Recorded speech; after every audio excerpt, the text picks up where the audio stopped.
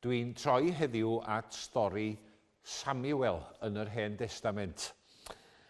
A'r Samuel ifanc, Samuel y bachgen, a hwnnw yn y deml, os da chi'n cofio'r cefndir, dwi'n siŵr eich bo chi, hefo Eli, yr offeiriad. A dyna chi ddau hollol wahanol i'w gilydd. Eli yn offeiriad ac yn ŵr mewn oed, Samuel yn fachgen ifanc. Ac mae'r stori yn llyfr cynta Samuel ac yn y drydedd bennod. Dwch mi fynd â chi nôl i ddyddiau ysgol Sul.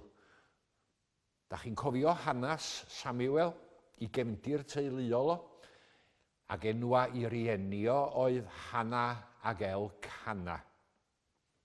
A dyma fo yn y deml yn fan hyn, hefo Eli. A ryw ddwrnod beth bynnag neu ryw gyda'r nos, mi roedd Samuel wedi mynd i orwedd. Doedd o ddim yn cysgu, ond yn gorwedd. Ac wrth orwedd, dyma fo yn clywed llais. A'r llais yn galw Samuel, Samuel. A mi neidiodd. Wel, sa'n ni gyd yn neidio, ta sa'n ni'n clywed rhywun yn galw arno ni. A mi feddyliodd yn syth, mae Eli oedd yn galw. A dyma fo'n mynd at Eli, ac yn gofyn iddo fo, wel, be ti isio? Be wyt ti isio?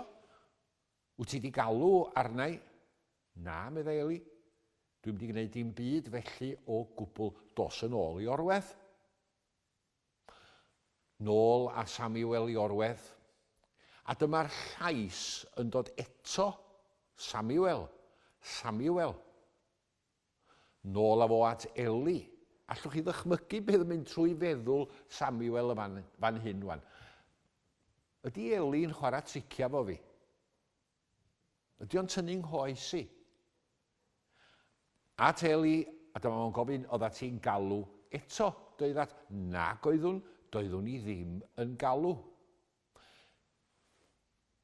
Nôl a fo i orwedd, trydydd tro, dyma na lais yn dod ac yn galw Samuel, Samuel. Nôl a Samuel at Eli, ond erbyn hyn, mi roedd Eli wedi gweithio allan be oedd yn digwydd. Oedd wedi sylweddoli be oedd yn digwydd. A'r hyn oedd yn digwydd, wrth gwrs, oedd bod Duw yn galw yr arglwydd, yn galw ar Samuel. Dos di nôl rwan i orwedd, medda Eli. Dos di nôl, yr arglwydd sy'n galw. A deud ti wrtho fo, llefara arglwydd, canus y mae dy was yn clywed. Deud ti'r geiriau yna wrtho fo. Dwi'n mynd i aros efo'r stori yn y fan yna. Llefara arglwydd, canus y mae dy was yn clywed. A dyma'r peth yn digwydd eto. Y llais yn galw, Samuel yn siarad ac yn deud iawn. Llefara, deud rhywbeth. Da chi'n meddwl yn y fan yna bod yr alwad yma fel bron dydw ni pob galwad yn alwad hynod o bersonol. Mae'n hynod o bersonol. Dyw yr arglwydd yn siarad hefo Samuel mewn ffordd cwbl bersonol. Dio ddim yn siarad efo neb arall, dio ddim yn siarad efo Eli yn y sefyllfa yma, a fasa chi'n disgwyl falla i'r arglwydd siarad hefo Eli, oherwydd Eli oedd yr offeiriad. Hwn oedd y gŵr proffesiynol mewn dyfynodau. Ond na, dydy o'm yn gwneud hynny o gwbl. Mae'r arglwydd yn siarad hefo Samuel ei hun. A mae yna nifer o straeon yn does drwy'r Hen Testament yma a'r Testament Newydd fel ei gilydd, lle mae Duw yn siarad. Nid efo tyrfa yn gymaint, ond efo person unigol, ac yn siarad mewn ffordd hollol bersonol anisgwyl. A falle na un o'r straeon mwyaf cyfarwydd ydy stori Saceis yn Efengylig ym Mhennod 19.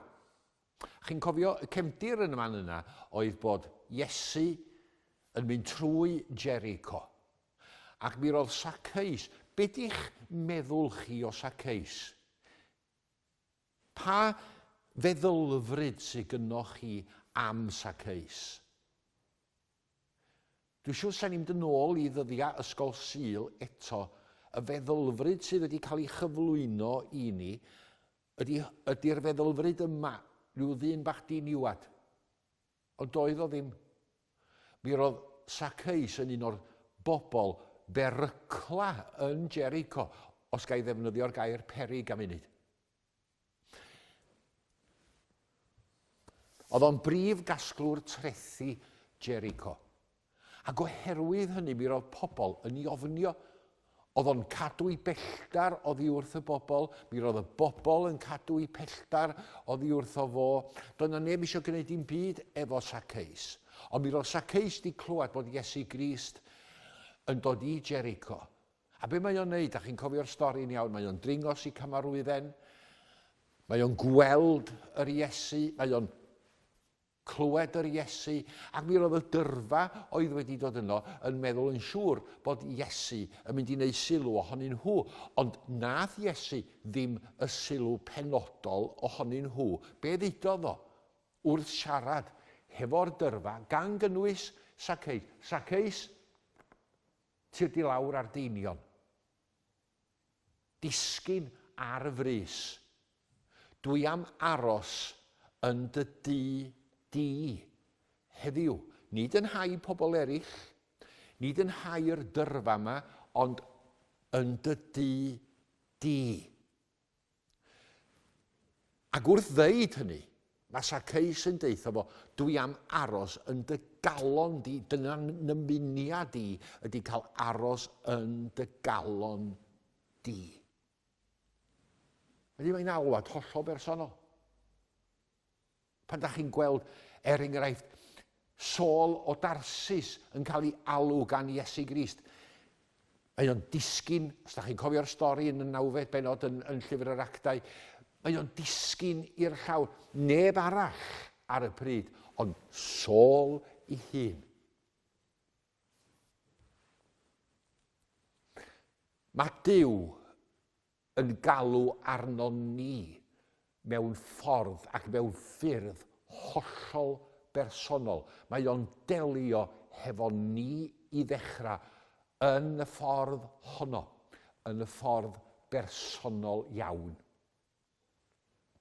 Na un peth sy'n cael ei ddysgu yn stori Samuel. Yr ail beth ydy hyn, ydy bod Samuel yn ymateb.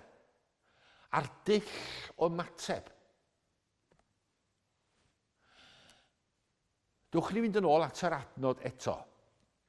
Llefara arglwydd canus y mae dy was yn clywed. Dwi wedi rhoi i chi yn y fan yna gyfieithiad William Morgan, yr hen gyfieithiad. Dwch mi ddarllen y Beibl Cymraeg newydd o'r adnod yna. Be gewch chi ydy hyn. Llefara arglwydd, canus y mae dy was yn gwrando. Hen gyfieithiad, clywed. Gyfieithiad newydd, gwrando. Os na wahaniaeth rhwng clywed a gwrando, dwi'n credu bod na. Mi fedrwn ni gyd ddeud yn bod ni wedi clywed ambell i beth. Byddai'n cael sefyllfa fel na'n aml iawn yn tu ni. Pa fydd rhywun yn deud wrthai, ddidis i wrtha ti. O, chlywys i ddim. Na. A dyma'r sylw fyddai'n gael yn ôl. Mi ddudon ni wrtha ti o ddim yn gwrando. Oeddat ti wedi clywed yn iawn, ond oeddat ti wedi gwrando. Ac yn yr ystyr yna, mae yna wahaniaeth yn does rhwng y ddau air, rhwng clywed a gwrando. Oherwydd mae gwrando yn golygu eich bod chi yn defnyddio eich holl synhwyra, eich holl bersonoliaeth. Mae gwrando yn mynd yn ddyfnach o lawer na jyst clywed sydd yn medru bod ar un ystyr yn ddigon arwynebol. Mi roedd Samuel wedi gwrando ar lais yr arglwydd. Mi roedd wedi rhoi lle i'r arglwydd. Siarad efo fi arglwydd. Dwi fodlon gwrando. Mae gen ti ddigon i ddeud wrthai. Dwi am wrando. Da chi di meddwl, cyn lleiad o le ydan ni fel Cristnogion ac fel addolwyr, cyn lleiad o le ydan ni'n ei roi i wrando. Da ni wedi cael yn codi, rhan fwyaf ohono ni wrth gwrs, wedi cael yn codi yn y traddodiad o barablu, o ddeud, o bregethu. Ond mae yna ochr arall i'r geiniog yn does. A'r ochr arall honno, wrth gwrs, ydy yn bod ni yn fodlon gwrando. Gwrando ar lais yr arglwydd. Gwrando ar ddymuniadau'r arglwydd. Gwrando ar yr arglwydd yn siarad efo ni yn ogystal a bod ni yn siarad efo fo. Hynny yw, mae'n draffig ddwy ffordd. Syniad diarth medda ni. Syniad diarth i ni fel anghydffurfwyr falla. Na di, ddim o gwbl. Oherwydd, trowch chi at yn hemyna ni. Trowch chi enghraifft at Williams Pantycelyn.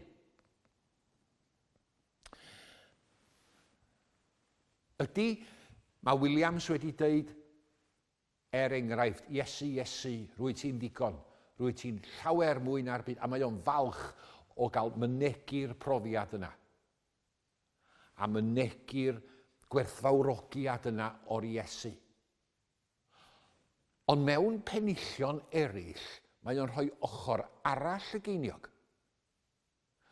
Enghraifft o distewch gynddeiriog donau. Tra bwyn gwrando llais y nef. Neu, falla, mewn pennill neu emyn sydd yn fwy cyfarwydd, o llefara addfwyn Iesu. Mae dy eiriau fel y gwyn, oll yn dwyn i mewn dangnefedd ac sydd o anfeidrol yr un.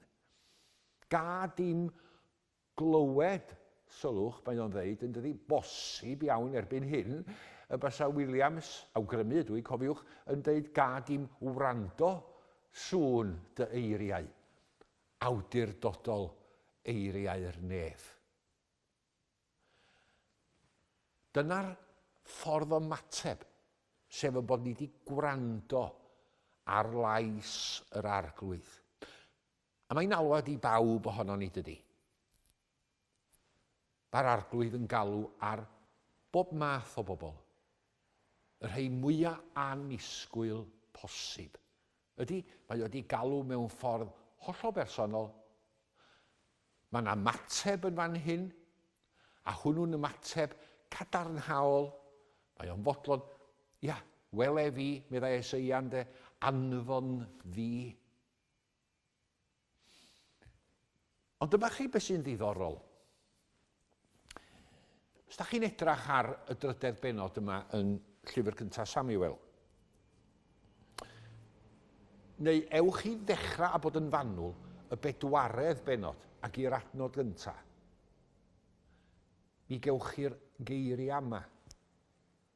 Yr oedd gair Samuel yn air i Israel gyfan. Cyfeithiwch honna, a dydwch beth fel hyn ynde. Yr oedd y gair a roddwyd i Samuel yn air i Israel gyfan. Mi roedd y gair personol yna yn air oedd yn mynd i effeithio cenedl. Ac os oes na adnod berthnasol i'n cyfnod ni, mae hon dydy. Y gair yn effeithio'r genedl gyfan. Yn y cyd-destun yma, yn effeithio Israel. Yn ein cyd-destun ni, yn cyrraedd yn gwlad ni yn gyffredinol. Mae angen hynny.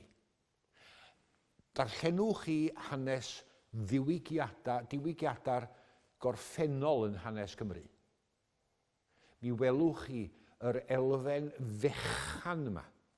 Amball i gwr gweddi prin iawn o aelodau eglwysig yn bresennol yn gweddïon dair, yn canmol yr Iesu, ia, yn deisif am yr ysbryd, ia, yr ysbryd yn dod, ac yn arwain y bobl yna mewn ffyrdd personol a'r dylanwad yn drydanol yn cyrraedd cenedl gyfan.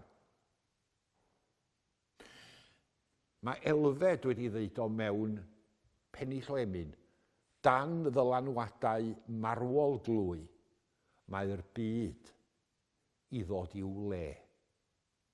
Gair Samuel yn air i'r genedl gyfan. Mae gynnon ni'n gair.